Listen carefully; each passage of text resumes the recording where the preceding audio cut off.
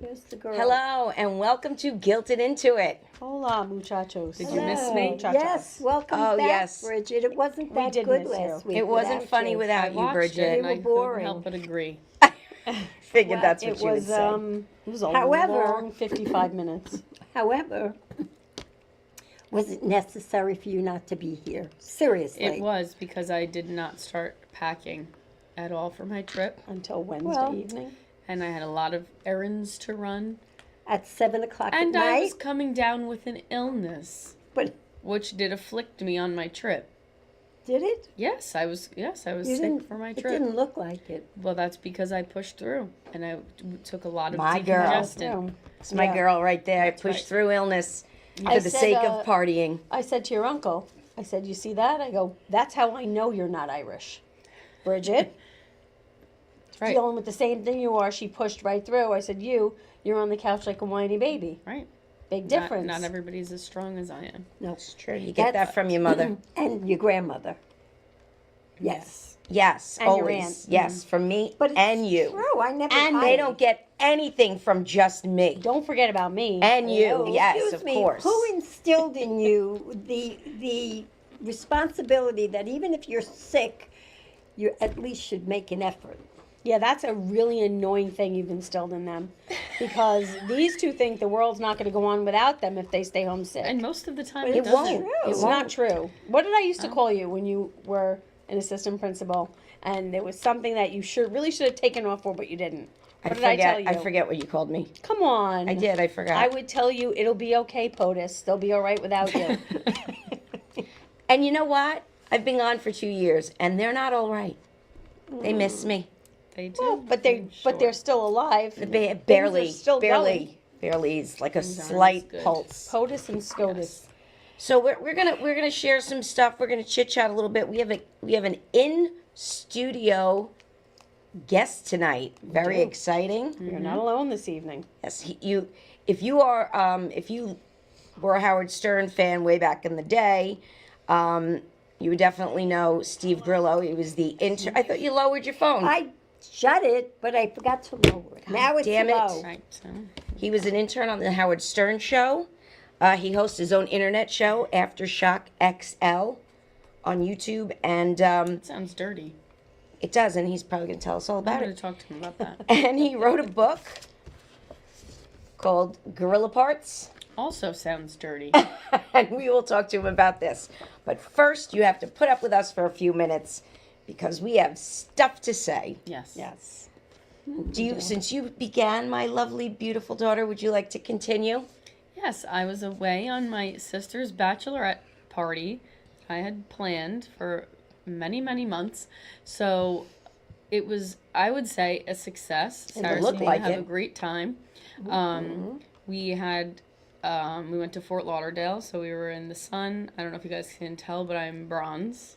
Oh, Yes, yes. you're going to have to go to that You fair I thought makeup the sun now. was out the entire time you were there. I'm tan. You look That like is a tan. goddess. I'm serious. Look at You me. I'm do. like, How am I it's tanner than you? Well, oh, next to me, Bridge. yes, I'm you pretty are. good. Oh, Bridge. Well, we did. We had a lot of fun. you have we a had panty line we could see, maybe? No, I'm not going to do that on the podcast. Oh. Not until Steve Grillo's dirty parts of the show.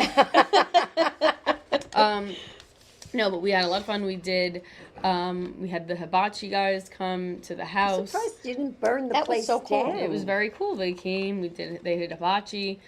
We were shooting each other with sake. Wait, did you hear what she just said? What? Yes. I'm surprised you didn't. If Grandma was planning a bachelorette party, it would be like, no, we can't have that. The place will go on fire. Well, No fun. Look at, did you see the flame? That was boat coming could out? He spring did a blow leak. fire out of his mouth. Yes. So He did. I don't think the Airbnb host needs to know that happened. Exactly. Did not tell him. Yeah, Did what not ask could permission. they have thought? Yes. Yeah. That was a more forgiveness thing than permission. Did Yeah. not ask. Yeah. We had a great time. We all wore our matching shirts that day. I think I have a little picture of us With the matching shirts. with the matching shirts. Bobby, Hello. if he's not asleep back there. He's He's looking for the Okay, it's shirt. gonna be that top picture. top. Up, There we go. There. There we Oh, very are, cute. The Airbnb and our little matching shirts. Very Sarah's last flash was the theme. So Love it. Love it. I just have one question. Yep. How did Doug get there, but I wasn't allowed to go? It was pretty He's exclusive part of the invite. girls. He is. I'm a little, a little pissed. Well, I wasn't invited. There was an age cap. Anyway, the next thing we did a an little age brunch cap. moment, so you could do that next picture there. Yep. So we went to brunch. That was me and Oh, Sarah. there she look at your is. tan. I mean, That was before we got any sun. Sarah looks that well, was the first day of the trip. Did Sarah spray tan because she looks too tan? I don't know. Well, that was the first day of the trip, so I hadn't gotten much sun. Yeah, I yet. can really see how much tanner you are right now. Yes, thank you. the difference You guys is aren't funny extraordinary. is the thing. Like, Blinding. whatever. It's I don't give fitting. a shit. I know I'm not. I know I'm a pale Difference. person, and everyone thinks it's so funny to call me pale, and I don't give a fuck. So anyway, Wow. because I don't care. I Seems have as though the accepted sun it. has lightened your hair as well. I have accepted the fact that That's I am wrong. a pale person. It's okay. That you are Caucasian. Yes, I have accepted it. You are it's totally fine. So anyway, Pigment deficient. we had a lovely time at brunch, and then we went on the boat because we're going to that. That looks now. so nice. Yeah, that looks really nice. So we were going around on this boat all day. We had a great time. Something about the boat though, I had booked this obviously in advance, far in advance, and in the app it said, okay, like you're confirmed. You could take the picture away now. They were like, okay, like you're confirmed. I was waiting to get an email from it, never did. So then like Thursday, I emailed them. I was like, hey, can I get some like information just about the boat thing? And they send me like a phone number, and I call the phone number, and the guy's like, yo. I'm like, I was like, hey, I was like, I booked a thing, and he's like, I thought you were someone else. I'm like, first of all, who else would I be? Like, if you thought it was someone you would say yo to, you'd have their number saved. So I was like, oh yeah, no, I like booked the boat. At 11 o'clock tomorrow. I want to make sure it's still happening. He's like, I'm sure it is. I was like, He didn't even work there. I was like, what do you mean? I was like, Answering the helpful. phone. so he's like, let me call the captain and I'll shoot you a call back. I was like, all right, bro. Like, and then he calls me back and he's like, yeah, everything's all set for tomorrow. See you guys at 11. Like the captain will reach out later today. I was like, okay. And then we hung up. And the captain texted me at 8 p.m. and he was like, hey, see you guys tomorrow at 11. And then he sent me the address of the boat, but he sent it to me like he had taken a picture of his phone after he had pulled it up on maps. And I was like, what exactly have I done? And the captain doesn't know how to use yes, his phone. So then we get to the boat. He's missing a tooth, obviously. and we get on the boat. We're loading all our stuff in, and he's like, he's having me sign like some papers and stuff. And then he's like, listen, if the Coast Guard boards us, this is what you say. And I was like, I don't like the sound of that at all. I said, does that happen a lot? And he's like, no, but if it does. And then he like made an announcement to the group. He's like, hey, I told her, but if the Coast Guard gets on the boat, I said, what's the likelihood of this? And he was like a complete nut, but we had a great time. What did he want you to say? Oh, that we had a choice in who our captain was. That he was like, here's the list He's of not other supposed to captains. be driving the boat. And I was like, I don't think this is legal, but I'm going to turn a blind eye. And we had a great day on the boat. I'm sure you did. Oh Yeah. my Well, God. I'm telling you, that That's funny. my bachelorette party was Oh, here we go again. a Were you brunch. there? You weren't there. With two people, Where was I? me and Lisa. That was it. And Nobody you. could make it Wow. Two because people? my maid of honor didn't plan it. Yeah, I feel like it was you. Your maid of honor was 19. Yep, my first mistake. Wasn't the drinking age 18? No. No, it was Oh. 21. It's always Oh, been really? What the 21. hell was I supposed? I didn't have any money. Yeah, I know. Yeah. But anyway, well, that's great. I'm glad you had a good time. I'm glad Sorry. everybody got home. You did. You did get home Amy, safely. Next wedding. I Next did wear wedding. white to the You did. bridal shower, Yes. so Yes, her bridal shower. that's tough. But you did get home safely, so that's good. It looked we like a had great time. We had a great time. I We had a lot of enjoyed fun. all the little stories on Snapchat. Yes. That Yes, I always love saw. a good Snapchat Yes, story. It was good. We honestly we had a great time. Our flight home was not so great. We went to brunch earlier in the day, so we were all feeling a little loose for the flight. We get on the plane, about to, take a nice little nap on my way home.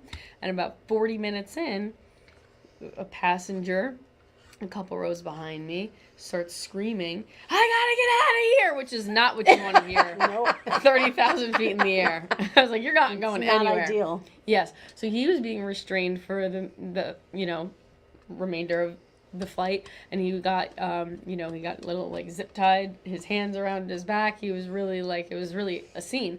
And ultimately they decided to land the plane in Orlando to remove him from the flight. I'm sorry, what seat was he sitting in?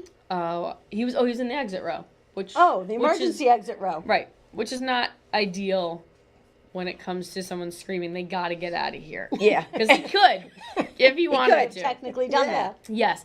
So then the best part of it was when we landed in Orlando, he got up and walked off the plane like it was nothing. Well, he had Like to he get didn't out just of there. is screw what he everybody said. on that plane. Yes. Well, did they make any announcement as to what was going on and why? No, they really didn't make a lot of announcements at all think it until was we pretty were landing. obvious, no? Yeah, we all pretty Well, much. it might have been, but I mean, What we heard through the grapevine was that he had a severe anxiety attack. you're Well, that's right. bullshit. And I thought in my head, I was like, I would have a severe anxiety attack that could only be cured by landing in Santorini, Greece. Maybe he true. wanted to go to Disney World. That's what I'm saying. Well, So, but listen, we know plenty of people who have suffered from anxiety. Yeah. It eventually passes. It doesn't require Oh no. turning the plane around and landing. Sarah sent me Turns out. a Snapchat and it said sound up, and I turned my sound up and it was just whoop, whoop, whoop, whoop, whoop, whoop, whoop, whoop. Yeah, That's he what was he doing was that. doing that. felt like there may have been some substances There involved may that we possibly. That doesn't sound really anxiety-like. 'Cause No.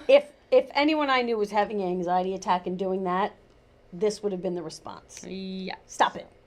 Yes. Would you so- do? But- I said that to Somebody me. should have dragged him into the bathroom and slapped his face with water and threatened him with the plane's straitjacket, the way I did with our mother. Well, they he did. made. They did put a lot of ice on him, and they eventually used a seat belt to fasten him to the seat. Good. They should have. Like they use, the example Okay. one they use for emergencies What- when oh, she's they up wrapped there. it right around They the- were like whoop. Was there a clipped him sky in. marshal on the plane? They were. Okay, I thought there was. They kept calling them something. They didn't call them air marshals, but they seemed to be. In control. I don't of know. things? No one was in control, but they. I don't know if they were just good Samaritans, like volunteers, because they grabbed a bunch of guys to stand in front of the exit doors, lest things go left. Maybe maybe God. Air Marshal John was in the restroom, not resting. Oh, my God. That's all I could think about in the moment. Air Marshal John. All right. I was telling your uncle about it, and we all, I think, have the same general consensus. It would have been lights out, meatball. See you when we land. Yeah. That Yeah, would have been the end of That that. would have been Rob. pretty much. Rob would have been And then we I'm would have just gotten gonna- removed from the plane. Yeah. Absolutely. and arrested. Yeah. Nobody was ever arrested. You would have been arrested. No, but we were talking about it, and had anyone noticed what Mommy was going through on the way to Italy, Yeah, you would have been removed. we might have had a situation because what's to say she didn't walk up to one of the exit doors and go, thinking it's the refrigerator. Like, who knew? I don't know Right? if I was strong enough to open it. Well, I'm glad we didn't have to find out. They wouldn't want me near the door. All right. Well, we are going to take, we need another chair. So we're going to take a quick break. We're going to hear from our non-sponsor, Lifevac. And we're going to get another chair and get ready for our guest who huffed it out on the LIRR for us. All the way from New York, from Manhattan. Not Queens, Manhattan. So we'll be right back.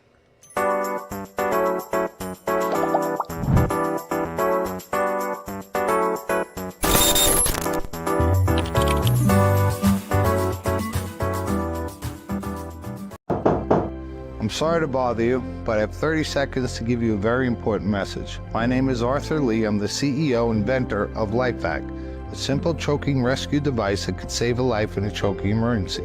We've saved over 3,000 lives now, but we're not there. 5,000 people a year choke to death, one child every 5 days. Please consider protecting your family in a choking emergency with LifeVac. Go to lifevac.net today. Thank you for your time.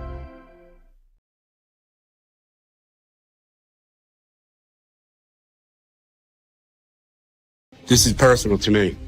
I'm John Field, 9/11 responder and advocate. I walked the halls of Congress for 20 years. You too may qualify for the same 9/11 benefits as I do. It's true, it's the law. If you were south of Canal Street and you had any of the 69 cancers linked to 9/11, you may qualify for compensation up to $250,000 and free health care. Sadly, only 10% of you have enrolled. Access what you are owed. Call now to find out if you qualify. I fought side by side with Barish and McGarry for 2 decades in Washington, D.C. to get benefits for all victims, not just responders. You owe it to yourself to call Barish and McGarry, lawyers for the 9/11 community. I trust them. So can you.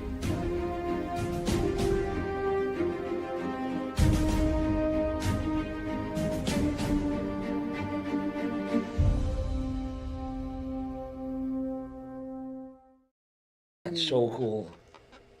All right, we're back with the next segment. How many people can we fit around this table? I love being in the middle of family. This is so cool. Isn't this great? Everybody, please welcome Steve Grillo, our guest this evening. Thank you. I just got the coolest thing. I got an autograph from Pepper for my sister. That's awesome. There it is. Because when I grew up, you know, there was only one TV and there were 2 videotapes, Mary Poppins and Annie, and I know every word to every song. Because that was Me that too. was that was the that was the babysitter. You know, my mom would sit my sister down, turn the thing on, and she'd be able to go. My sister would be focused and watch it, and I had no other choice but to watch Annie or Mary Poppins. Yep, they weren't going to let you watch. She wasn't going to let you watch anything No, else. no, that's no, for I sure. wasn't allowed. Are you kidding me? She was the baby. She got everything. So I want to thank you for coming all the way out here. Oh, You know, it was please! like- This is great. I'm very excited. This is probably one of my favorite. I was excited to do this more than any other podcast. Come on. I'm not kidding. I'm not kidding. I've been doing podcasts like crazy, and some of these people I don't even know. They just reach out to me on Gorilla Parts, the book website or something, and then my writing partner Jason calls me up and goes, "All right, I got you booked on this. I got you booked on that." So I just do it. But you specifically, I was very excited to go look. Like you and the Sopranos. Yeah, she just did the Jamie Lynn Singler, Robert Eiler podcast. Oh, And okay. I got to announce that we're doing Gorilla Parts the musical now. Yes. We're I hope doing- there's a part for me. Yeah, of course there's a part for you. I have Jamie Lynn Singler attached, Henry Bronstein, who was the director of my Sopranos episode and executive producer of The Sopranos, and he's attached now. And now I got Roseanne. There we go. It's slowly coming to fruition, and it's completely makes no sense because we don't have a script yet. Yeah, but we have now. You yeah. finished the book, so now you can That's the start script. writing the That's script, right? Yeah. So for people who maybe don't know, just explain your connection with The Sopranos before we get into the book. Well, I was Anthony Jr.'s stand-in. In the 4th season, in the 3rd episode, I get into a fight. It's a very famous scene, which I didn't realize. I get into a fight with Jackie Jr. in the pizzeria. And it was kind of cool one day. I saw like some of the top 10 Sopranos episodes, and that scene was in it. Like, I was like, oh, shit. That's my scene. That's me. Because famously, Michael Imperioli turns to the camera and goes, "Don't disrespect the pizza parlor," and that's pretty much really funny. like, don't disrespect the pizza parlor. What? Like, these Italians are crazy people. It's true. They say stuff like that. So, I got lucky enough to work with Michael, and it was and Jack and Jackie Jr. He's a nice kid. Jason Sorbona, his last name is, and it was cool. And then the kid from Doogie Howser was in it too. Oh, really? Yeah. The Italian kid. I know. No, not Neil Patrick Harris. No. It's he's a really nice kid. He does a lot of work. Yeah, He's he actually was, in that new Stallone thing. Yeah. Yeah, he's what is it? What is the name of that? I can never remember the name of that new Stallone show. Oh, it's so good too. no Tulsa King. Tulsa King. Yeah, he's in Tulsa I King. remember that. I know his name. It'll come to me. I've been on like a crazy tour, like doing all these shows. This is my favorite. I'm so happy to be here. Well, Thank you for having me. thank you. Yeah. We're very honored to have you here. We have a lot to talk about, and so we're gonna just jump right in. So, Gorilla Parts first. You want to tell first, and you're not leaving before you Of course, sign I'm this signing tonight. it. But Absolutely. there it is, Gorilla Parts. It is now on Amazon, and it's The Audible is up. Audible. The Audible is up. And the Audible is That up. just happened like a couple days ago. So, So- that was an interesting thing to do. Who's You reading narrate it? it? Me. Oh, you did? Oh, wow. You get to hear my annoying voice for 4 hours and 44 minutes. That's got to be tough to do. I know that they say that, you know, you can make money by reading books for Amazon and they sell it, but Yeah. like It was. I would think that would be I would like to do if you that. mess it up, then you have Oh to go yeah, back oh and- yeah, yeah. right? No, that I you know I could read copy. I've taken like voiceover classes and stuff like that, and you have just a copy. I could read it and you get through it. But when you have to read 200 and something pages, it's a whole lot. It has to be exact. So I wrote these stories, but I wrote it with somebody. So he peppered in his sort of style Yeah. into some of these stories and. I know. I'm half Italian, I always say I'm half Irish, half embarrassed. I talk with my hands. So it has to be exact for order to approve it. Yeah. So there was a lot of times I was reading this and I'm going, God bless my friend Roy McDonald. He was like, no, go back. He rested. No. He was directing me, so he's like, go back. There was a comma there, bro. You gotta respect the commas. I was like, You do. he's right. From He's an English right. teacher. Yes. Respect Yeah, the you gotta commas. respect the commas. Don't Then- disrespect the don't commas. don't disrespect the commas. Or the pizza parlors. So it was. I got it done, and it's available. So buy it, please. It was so hard. Available on Audible, and you can get the book at Amazon. And why did you call it Gorilla Parts? It was a tribute and an FU to Howard, I guess. I just really kind of like this book helped me really contemplate like how off the advantage I was taken of. And a lot of people sit there and go, well, you had you could have left any time. Well, how old were you? I was 19 years old. I was a kid, okay? And, yeah. And I was working with the hottest radio show in the country that was just exploding everywhere. Like just Private Parts came out, and there was Miss America, which was dedicated to me. There was Private Parts the movie. There was a pay-per-view special. There was all these things at the E! Show and then Howard TV. There was all these things that I was a part of. So yeah, like why wouldn't I want to be there just for the possible connections? But it's also illegal to not pay people when they're working. And I went unchecked because I was afraid if I opened my mouth, I'd get thrown out. So I went unchecked for at least 5 or 6 years, not getting a dollar. And if the tests and stuff that I did there, if I was anywhere else in a regular like network setting, I would have been making 6 figures, and I made nothing. So I had to hustle my own way, where I went and I did appearances, or I worked in nightclubs, I worked in bars, I did promotional events. I had to get my hustle on, just so I could have a roof over my head. But it's just not kind of cool that like someone with that kind of money didn't like look at me and go, you're worth something. It's like to me that's you're just worthless if you're just sitting there and you're gonna do it. I'll take advantage of you then, and that's what happened. So. But then he did dedicate the book. I saw the clip. I watched the clip of him Oh yeah. making you read it live on the air. Yeah. Well. And making fun of you while you were reading it. But Yeah, well, I had some bizarre premonition that he like trashed me in the book. So I was already anxiety ridden to begin with, and just my nature. But up into the coming parts, I was like getting more and more anxiety because I'm like, oh my God, this is going to be horrible. And about a week before the book came out, I was walking with him, and someone he didn't want to talk to somebody walking down the hallway. So we went to an office and we shut the door, so he didn't want to be bothered with them. And I go, yeah. This is my life. So when we were in the office together, I was like, oh, I had a dream about the book. He's like, so I think his reaction was the fact that he thought someone slipped out that I dedicated the book to him, to me. So he was like, what are you talking about? What? What do you mean? What about the book? I go, I wanted to say, I had been freaking out because I think you're going to trash me in the book. So I just said, oh, no, it's going to be great. I had a dream. The book's going to be great.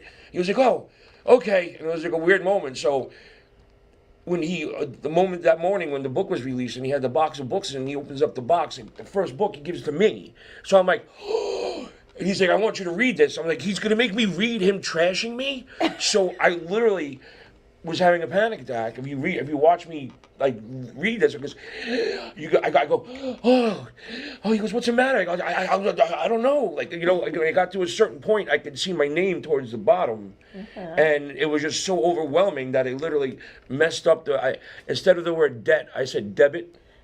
Because he said a special debt of gratitude to Steve Grillo, and I said debit, and That's that it. made it That's famous. it. They ripped on him. Yeah. They went So off. yeah, anyway, it was just to this day I still think like wow, but you know I talk about this a lot with people, and some people are like, you know, that was probably his guilt. They're like, well, if I dedicate a book to you, and I don't pay you, I dedicated a book to you. You know, like something like that. You can always say Howard doesn't Stern it? dedicated a book to you know, like Did he ever hire you, or were you always an intern? Well, that's the thing. When you're an intern, you get credit at school, Right. in lieu of pay and the Right. hours you work. Right. I blew through those credits in the first 3 months because they let me come in every day, so I came in every day. So after the credits, no, I went unchecked. And the moment they realized that, when the general manager Tom Chiusano pulled me into his office, he was white as a ghost, because if I made a stink, if I would have went, he would have lost his job, and I could have sued that company for God knows how much. And that would have been Woulda, that would have been coulda, his shoulda. ass. Who knows? There's something that I'm learning about. It's called emotional terrorism, and it doesn't have a statute of limitations. Oh. Yeah. So okay. I got people looking into that, because not for nothing. You can afford it. Yeah, exactly. So again, I want a piece. how do you feel about him today? I don't. You don't. No, I don't. Like, I don't know. He's just taking a turn where I don't. You know, it's not fun. I don't listen. I didn't really listen after I left. I'm not in a car. I live in Manhattan. Right. You know, like, and then like I came home and turned on the radio. I turned on the TV, and so I went on a bunch of times after that. But after the fact that he's not using anybody from the past on the shows anymore, like he's all about moving forward, not looking back. I have no need for him. You know, he's not going to promote my book, and then, so I'm going to say whatever the hell I want, and I'm going to tell the truth, and that's it. And not worried about it. And that's good. I mean, No, you know, because so many. every story in there is verified. Because I asked you at the before we went on, I was like, Yeah. "Is anything off limits?" And you were like, "Nope, nothing's off limits." No, And that's- most people would be like, really, we can't talk about this. And No, I'm here to talk. I wrote a book. Let's talk about whatever. So, what did your mom think of the book? Yeah, well, you know, she had to read some of the more embarrassing parts, like a lot of stuff with my ex-wife and stuff, and other girls involved. Yeah, she was. I said, "What did you think?" She goes, "It's okay."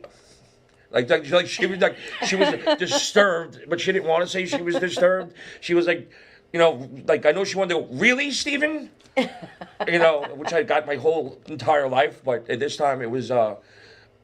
She didn't say that, which made it even That scarier. makes it even scarier. Exactly, exactly. Well, it's not every day your son writes a book, whatever the Yeah. topic. The So- worst is, I got my friends from grammar school, like, you know, we're on a group that, who would have thought that out of all of us, you wrote a book? I'm like, that's kind of insulting, bro. I know how long we've been friends, but like, just, what, I did it and you're jealous now? Is that the deal? What's going on? Well, you know, Roseanne wanted to write a book, and I was very encouraging, but She told me, "Oh, never, Roseanne, nobody wants to hear about your life." That's what she said to me. That's that's the way I felt, but like the person I dedicated the book to was a really good friend of mine, Russ Bernelli, and he was just relentlessly for 25 years. Write a book, write a book, write. You have such great stories. Write a book, write a book. And I was just like, yeah. I was like, Russ, no one cares. No one cares about what. But he goes, your stories are so great, Steve. Seriously. And this was a man who was the first general manager for the Limelight.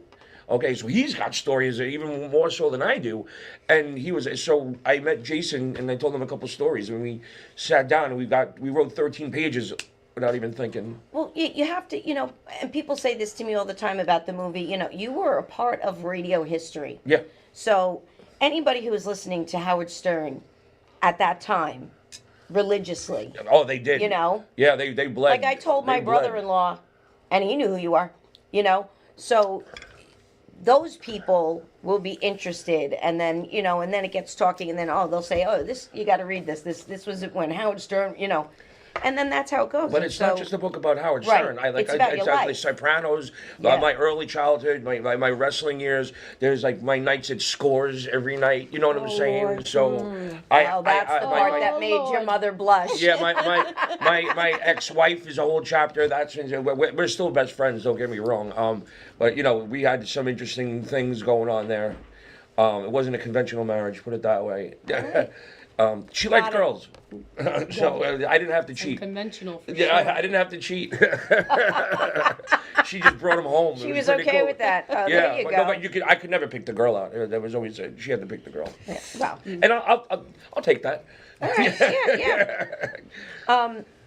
So, how did I don't remember. How did you get to go from the jump? Because I'm assuming it was a jump from Well, Stern, then to The Sopranos. it's funny because But like you were still pretty young when you did. yeah, no, well, I got bit by the acting thing because I was in an off-Broadway play. It was called Grandma Sylvia's Funeral, and I never that. acted a day in my life. The first time I ever auditioned was on an off-Broadway stage, and I just wanted to make money. I guess sometimes when you don't give a shit, it's probably the best audition you go. So So I wasn't got Annie. yeah. She gave a shit. I mean, who didn't want to be an Annie? Come on now. So no, I did an appearance. I had to go to the show. It was an interactive play, so like everybody, all the actors were in the studio or in the audience, and there was actors on stage. It was a Jewish funeral, basically, and I had taken an acting class in college where I had to memorize some like monologue, and they were like, "Well, they want you for the show." And I was like, "Well, they're going to pay you." I went, "Oh, they're going to pay me. Okay, well, I'm going down there." And I went to the show, and I thought it was awful. And the night before, I had an appearance. I maybe got 2 hours sleep, and I went to Scores, and I did 2 hours at the radio show. I did the 4 hours at the radio show. I went home and took like an hour nap, and then I went to the show, and I'm sitting in the audience. I was like, I didn't realize the guy who was the director, excuse me, he was sitting right behind me the whole time because he was an audience member, and like he played, and I went. So on the second half, I went home. So now I was Friday. I got to audition on Saturday for this guy in between shows. So he's sitting there and he's leaning back in his chair. He's this pompous little guy, and with his legs crossed, he goes, "Before we even start, Mr. Grillo, I want you to explain to me why you walked out on my show." I was like, "Shit." He goes, "I was sitting right behind you. I watched you sleep the whole first half, and then you didn't come back." I go, "Listen, man, I got to be honest. I'm working my ass off here. I'm trying to make a living. I had an appearance the night before. I got 2 hours of sleep. Then I went to the show, and then I came here. I was exhausted, and I thought out of respect for you, of the show, I didn't come back because I don't think I would have made it through the second half without absolutely falling asleep." And he goes, "I'll accept it. Fine. Now go ahead." And I got the part. That's incredible. Yeah, it was more about I think my improv skills than anything. Just improv, I was bullshitting my whole life. That's what improv is bullshit. Yeah. Think about it. You're just making things up as you go along. I've had to do that to protect myself my whole life. Right. Whether it be on the street or with my mother, you know what I'm saying? Like more so my mother. Your mother, yeah. Yeah, but your mother was Irish, right? Yeah. Or is Irish? Big Irish family. Like she's the third oldest of 10. I'm the oldest of 16 grandkids. Oh my gosh. Yeah, so I had a very blessed family. Seriously, it was always Christmas and Mother's Day and New Year's Day and Thanksgiving and Easter and communions and birthdays and weddings. We were all always in attendance. And then Grandma passed away, and now everybody's like, it's messed up. But I love the fact that you guys have a close little knit family. I feel very at home here. Pass away. And then Then they're not going to talk to each other. Right. They have no reason. Yeah. What? Yeah, she says these You ain't ready. things. You're in good shape. Are you kidding me? Yeah. They You can't could get probably away do more from push-ups me. than I can. Mom, they can't get away from me. Yeah. Yeah, it's not her, it's her. Nobody can. You know, she's gonna be 80. Oh my God! Really? Look at you. Oh, thank you. Oh my God! I know people that are 80 and they don't look as good as you. That's for sure. Well, now that everyone knows how old I'm going to be, that's all right. Wear it as a badge Everybody of I know honor, that's close to Judy. 80 looks close to 80. We Yeah. we Yeah, you say do your not. age all the time. Yeah. We say your age all the I time. know. So now, are you still doing the internet show Aftershock? I sort of I've taken a little break from it because it's just there's so many people that were in the genre of every whack packer's got a podcast now and stuff Well, like that. checked it out a little bit, and Yeah, there's you a had lot some like characters. yeah, no, like Shuli's got a show, Jim Florentine's got a show, like all these guys, everybody's got a show, so it's kind of like, if I get a good guest and stuff like that, I can always just really just join right back up to it, but yeah, it was going good during the pandemic. It kind of kept me, and plus I used to have a studio, something as cool as this, and then I lost the studio during the pandemic. My buddy had to close down, which I just found out. I just had lunch with him the other day that he's reopening the studio, but in a different location. So Maybe. I'd rather have a setting like this to do it than everybody else sitting in there on their phones at home doing it. It's not the same to me. I had a studio, and it was like like legit, and just doing it on your computer at home. I don't want to do that. yeah, it's and it's harder to have guests and stuff when it's Yeah. in your home. Although before this, I did have a podcast, and it was rudimentary to begin. I mean, Yeah. it was literally the computer. Yeah. And the first guest I had, we were like this close in order to be, and it was John Ziegler, and we were this close in order to be in the picture. So I'm talking to him like, so anyway, So do you still speak to anybody from the cast at all, or? I do. I actually do a lot of appearances with the girl who played Molly, Okay. Tony Ann, and occasionally Aileen, who played Annie, will join us. Yeah. I had a crush on all you kids. I was like, oh man, that was my first. Gotta love those redheads, man. Yeah, no. So Well, we do. just let me interject. As wonderful as she was in the movie, Yes. you had to see her in the actual show as Annie. Oh really? You ain't seen nothing yet. Yeah, I would have loved Yeah, to. she was phenomenal. Can we do Annie 2000? Was it 2010 or something? What did they say? 2K or something? Y2K? Yeah. No, Yeah. but she was a kid in school with a record player or singing a song. She went from So- that to on the What- road for 18 months. Wow, were you the stage mom? You had to be with her, I right? was the mother, but I was not a stage mom. I had Okay. a good time. Yeah, well, that's She the was trick. busy.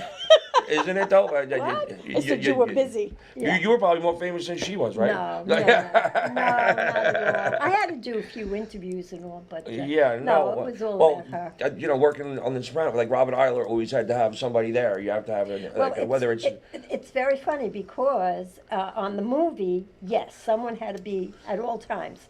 Stage, bye-bye. Oh, really? Leave. So it was Broadway, Oh, yeah, right? she You did couldn't- Broadway? No, I toured around the country. Oh, wow. So Same thing. she couldn't even sit in my dressing room No. during the show. And not that probably if I made enough noise, but I never made noise. I Yeah. just went You go away. find a nice bar down the block, right? Exactly. Yeah, Oh, exactly. yeah.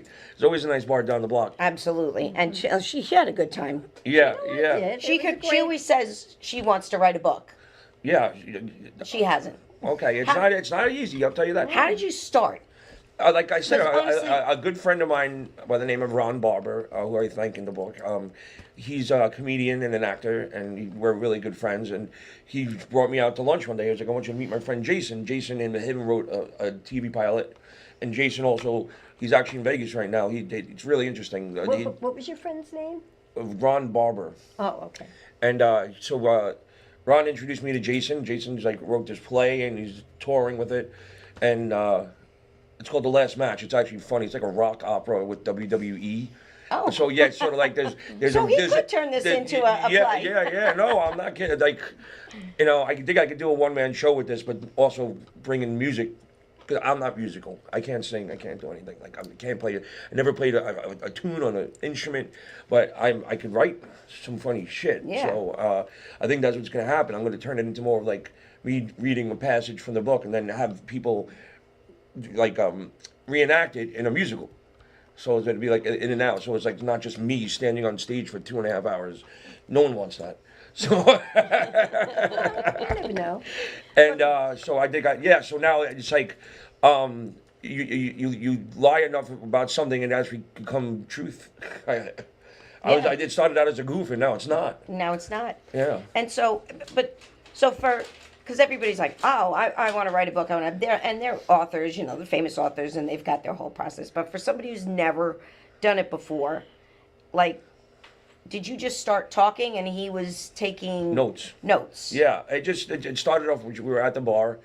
We were with the lunch at the Playwright in Hell's Kitchen, and Jason, my friend Ron, tell Jason the story about this. Tell Jason the story about that.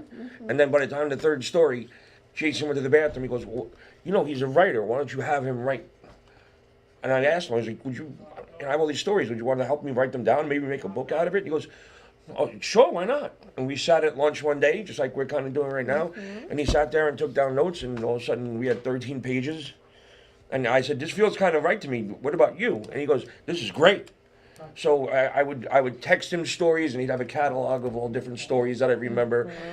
Drunk in the middle of the night going, oh, I should talk about this, or I should talk about that. And Jason had a list. And so I would sit there, and we'd go out to lunch or breakfast or something, and I would tell him the story, and he would write it down. Then he'd come back to me and go, here you go. I go, that's not right, but everything else is perfect. And then we'd change it. And then all of a sudden, we got that.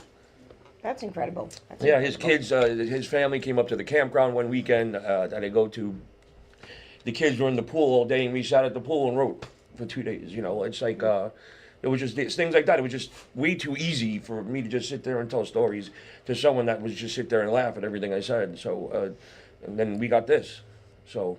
Well, I can't wait to read it. I just got this copy. I was gonna originally have like the dirty chapters, like where you had to like it was gonna be wax, and you had to break the wax if you wanted to read it. That's pretty funny. Your mother might have skipped right. Yeah, that yeah, would have been funny if you yeah. got the book back and you see she broke the seal. yeah. Mom. I said, well, it could be worth more if the seal's not broken. You know what I'm saying? Like, Yeah. That's a pretty good idea. That's a pretty good. That is a very I like good that. idea. Yeah, just so if you don't want to know what filthy life I had, you can just flip over the seal and not get there. That's a great idea. Yeah, but there's a couple emotional things. I wrote about my experience with 9/11. That was kind of emotional, like when I was reading it. Sure. So because that was a tough time because I was like right in the middle of all that. So like, look, I didn't lose anybody, but it was just I lost a lot. You know what I'm saying? My life was on such a great path before that happened because I was doing The Sopranos. I was working in the hottest nightclubs, and I was getting acting roles, and then that shut down New York City for a good year. Yeah. You know what I'm saying? The nightclubs that I worked at all closed because they you can't pay that kind of rent with there's nobody coming to the city. And then the Sopranos stopped shooting for that whole season. They stopped because Gandolfini, Michael Imperioli, Steve Sciarippa, and one of the directors, Timmy Van Patten, they all lived down in Battery Park City. So they all had to move. So they were all displaced, and the Sopranos just said, we can't, it was tough on everybody. So that all dried up. So whatever kind of money I had saved up and whatever credit cards I had, they all dried up. So and it was a tough year. So writing about that was that was rough. How was that trying to read that? Yeah, no, I got choked up. I had to stop for a little bit, especially towards the end. But I'm not getting choked up now. Okay. I promise. You're not gonna get me to cry. All right, tell us a dirty Not story gonna, now. Yeah, not gonna get you to cry. But so yeah, no. I want to put up, Bobby, if you could put up that thing from Jackie Martling. This was his review of your book. Oh yeah. When Grillo asked me to read his manuscript, my first thought was, oh, for fuck's sake, I'm a terrible liar and I'm going to have to lie because it's going to be idiotic. No, But- that's from Sarma. No, that was... No, that is a direct quote from my friend Sarma. Did you ever see The Bad Vegan on Netflix? No. Yeah. Oh, yes, that's, I did. That's from my friend Sarma. Oh, that's from her? Yeah, oh, even I'm so better. sorry, Like, because no, it it's says okay. Jackie the Joke Man Martling. No, that's not. And that actually sounds like something... No, did you read the review from Robert Eiler? Read that one. Which I kind of wrote it, I got to be honest. Imagine the horror I experienced as a kid meeting my stand-in, and it's Steve Grillo. I cried in my dressing room for hours thinking that's the way people think I look. I was like, Rob, could you write something like that? And he goes, why don't you just use that, bro? That's really good. Oh. All right, here's what Jackie said. Yeah. As you read page after page of Steve's incredibly assorted and eclectic tales that have been his wild ride through quite a life, you won't be able to put it down, probably because it'll be too sticky. That also sounds like Jackie the Joke Man. Yeah, that's more Jackie.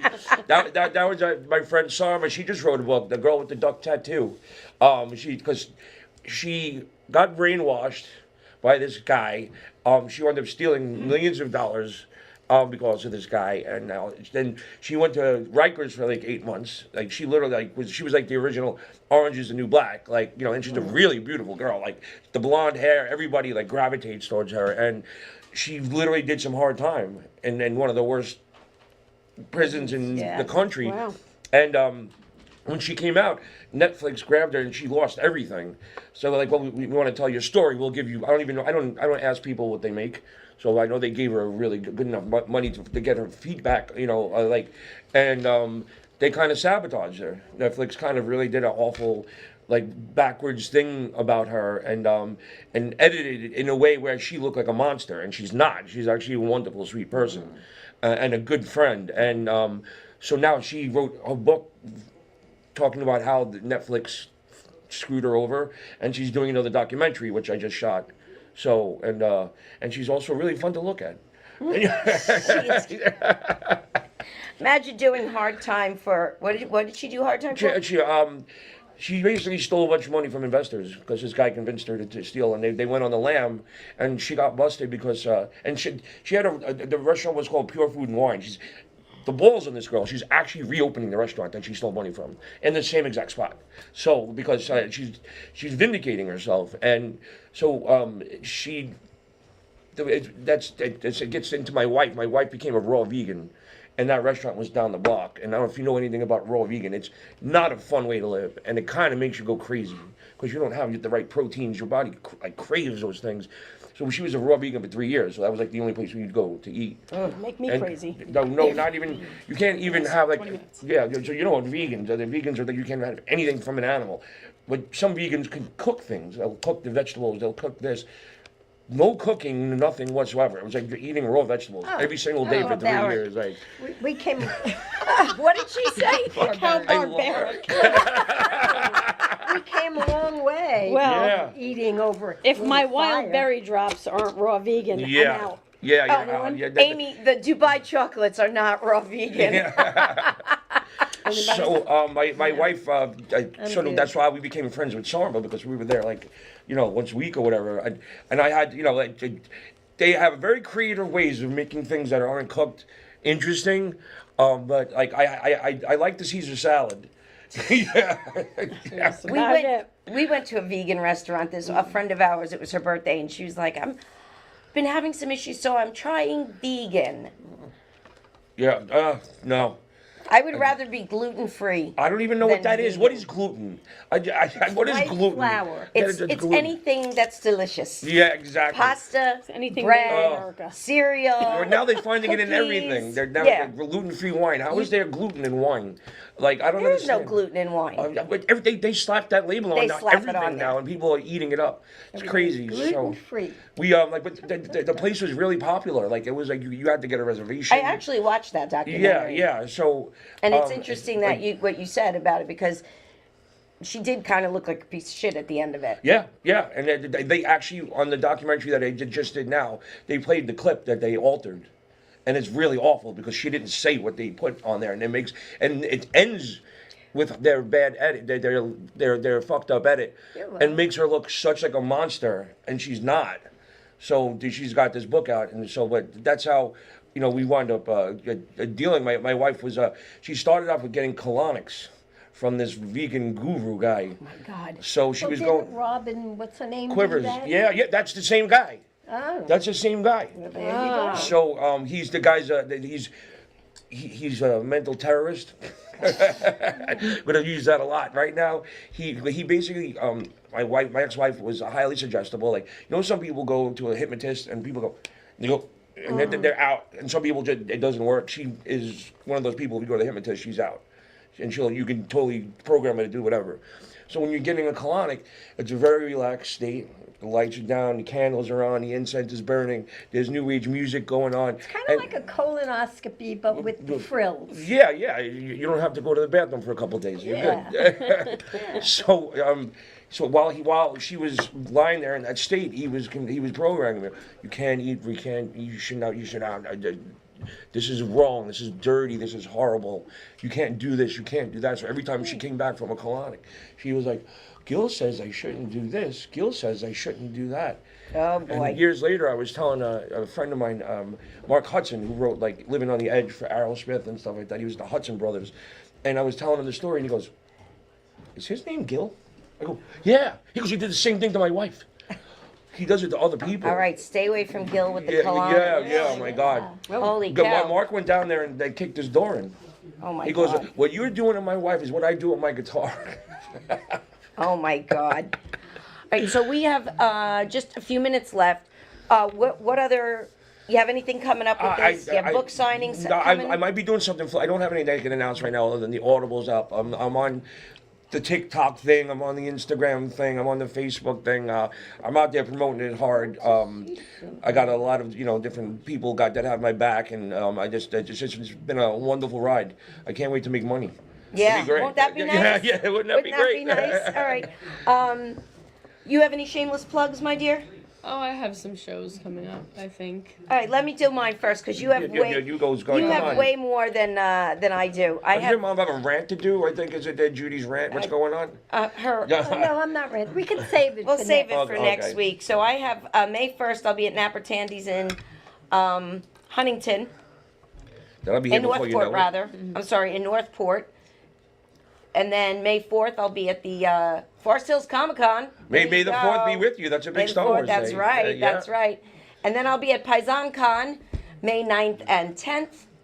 And then at the Showboat on May 17th and 18th.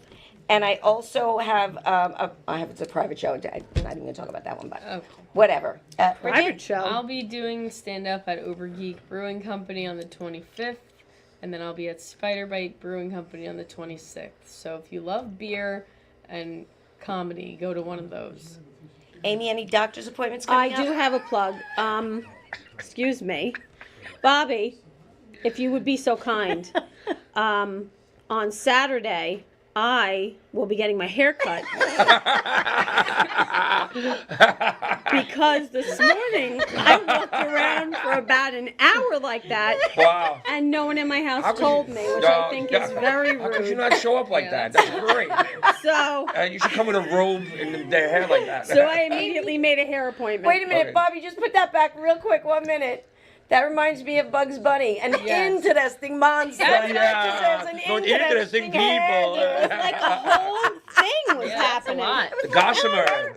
You know, I just went in and I like yelled at Grace. She must be looking at me like, you fucking asshole. You know, Oh my tell me God. I look like that when I wake up. maybe Fix it, All take right, it down. so we're going to end this way. We went for Chinese today, That was mine.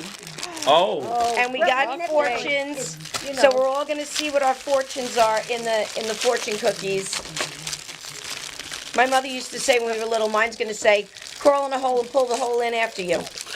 Mine says that wasn't chicken. I can't open it. Oh, God.